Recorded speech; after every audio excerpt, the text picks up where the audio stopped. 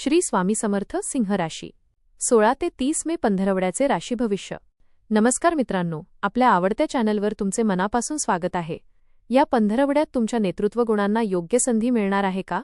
कामाच्या ठिकाणी तुमचा प्रभाव वाढेल का की काही आव्हानांना सामोरे जावे लागेल? आर्थिक बाबतीत स्थिरता येईल का की खर्च वाढून ताण जाणवेल? नातेसंबंधात तुमचा स्वभाव गोडवा आणेल की अहंकार अडथळा ठरेल?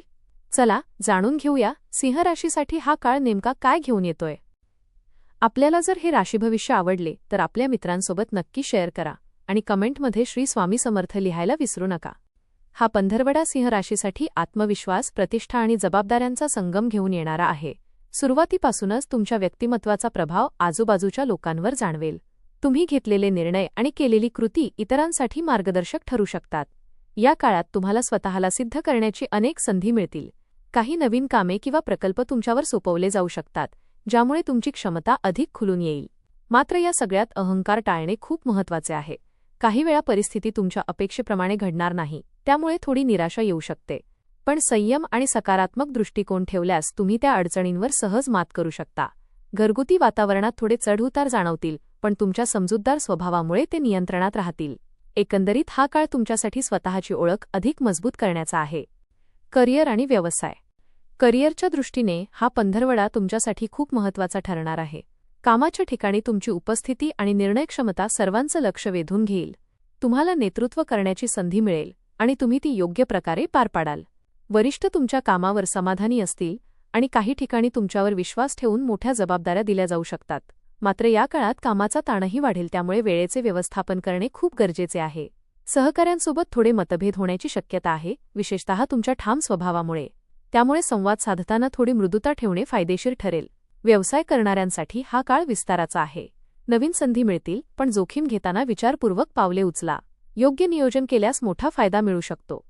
आर्थिक स्थिती। आर्थिक बाबतीत हा काळ चांगला असला तरी संतुलन राखणे आवश्यक आहे। उत्पन्नाचे स्रोत वाढण्याची शक्यता आहे आणि काही नवीन आर्थिक संधी मिळू शकतात। मात्र खर्चही वाढण्याची शक्यता आहे, विशेषतः प्रतिष्ठा आणि दिखाव्यासाठी खर्च करण्याची प्रवृत्ती वाढू शकते। त्यामुळे अनावश्यक खर्च टाळणे गरजेचे आहे। गुंतवणूक करताना घाई करू नका। कोणत्याही मोठ्या आर्थिक निर्णयापूर्वी सल्ला घेणे फायदेशीर ठरेल। काही जुने आर्थिक व्यवहार पूर्ण होतील आणि त्यातून फायदा मिळू शकतो। एकूणच योग्य नियोजन केल्यास तुम्ही आर्थिक स्थिरता टिकवू शकता आणि बचत वाढवू शकता। प्रेम आणि नातेसंबंध। नातेसंबंधांच्या बाबतीत हा काळ थोडा संवेदनशील ठरू शकतो। तुमचा स्वभाव थोडा ठाम आणि कधीकधी हट्टी असू शकतो, त्यामुळे नात्यांमध्ये तणाव निर्माण होण्याची शक्यता आहे। प्रेमसंबंधात जोडीदाराला समजून घेणे आणि त्यांना वेळ देणे खूप महत्त्वाचे आहे। तुमच्या भावना स्पष्टपणे व्यक्त करा, पण त्याचवेळी समोरच्याच्या भावनांचाही आदर करा। कुटुंबात काही वेळा वाद होऊ शकतात, पण शांत राहून संवाद साधल्यास ते टाळता येतील। मित्रांसोबत वेळ घालवताना आनंद मिळेल आणि काही नवीन मैत्रीही होऊ शकते। एकंदरीत नातेसंबंध टिकवण्यासाठी अहंकार बाजूला ठेवून प्रेम आणि समजूतदारपणा ठेवणे आवश्यक आहे। मानसिक स्थिती। या पंधरवड्यात तुमचा आत्मविश्वास खूप वाढलेला असेल, पण त्याचबरोबर काही वेळा मानसिक ताणही जाणवू शकतो। जबाबदाऱ्या वाढल्यामुळे थोडा दबाव येऊ शकतो। तुमच्या मनात मोठे विचार आणि योजना येतील, पण त्या पूर्ण करण्यासाठी संयम ठेवणे गरजेचे आहे। कधीकधी अपेक्षाभंग झाल्यास निराशा येऊ शकते, पण ती तात्पुरती असेल। स्वतःसाठी वेळ काढणे आणि मन शांत ठेवणे खूप महत्त्वाचे आहे। ध्यान, योग किंवा आवडत्या गोष्टींमध्ये वेळ घालवल्यास मानसिक संतुलन राखता येईल। एकूणच सकारात्मक विचार ठेवल्यास तुम्ही कोणतीही परिस्थिती सहज हाताळू शकता। आरोग्य। आरोग्याच्या दृष्टीने हा काळ सामान्य राहील, पण थोडी काळजी घेणे आवश्यक आहे। कामाचा ताण आणि धावपळ यामुळे थकवा जाणवू शकतो। झोपेची कमतरता जाणवू शकते, त्यामुळे पुरेशी विश्रांती घेणं गरजेचे आहे।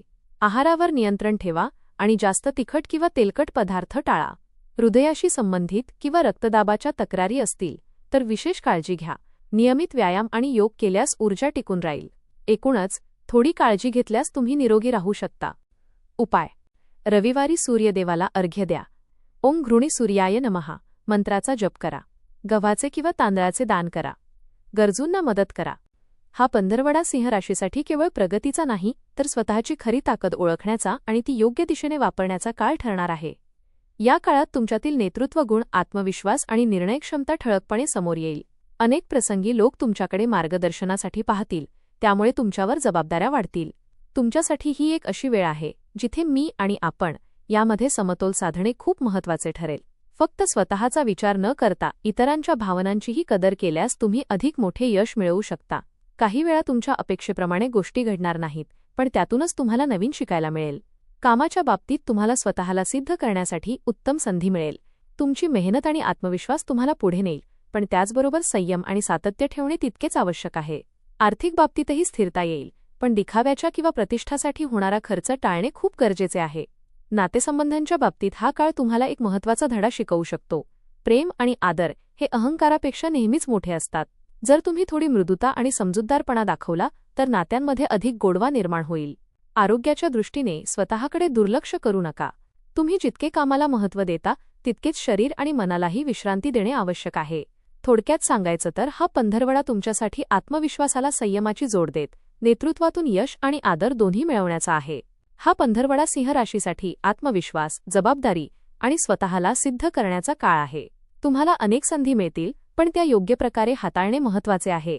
करिअरमध्ये प्रगती होईल, पण संयम आणि मृदुता ठेवणे गरजेचे आहे. आर्थिक बाबतीत संतुलन राखा. नातेसंबंधात अहंकार टाळून प्रेमाने वागा.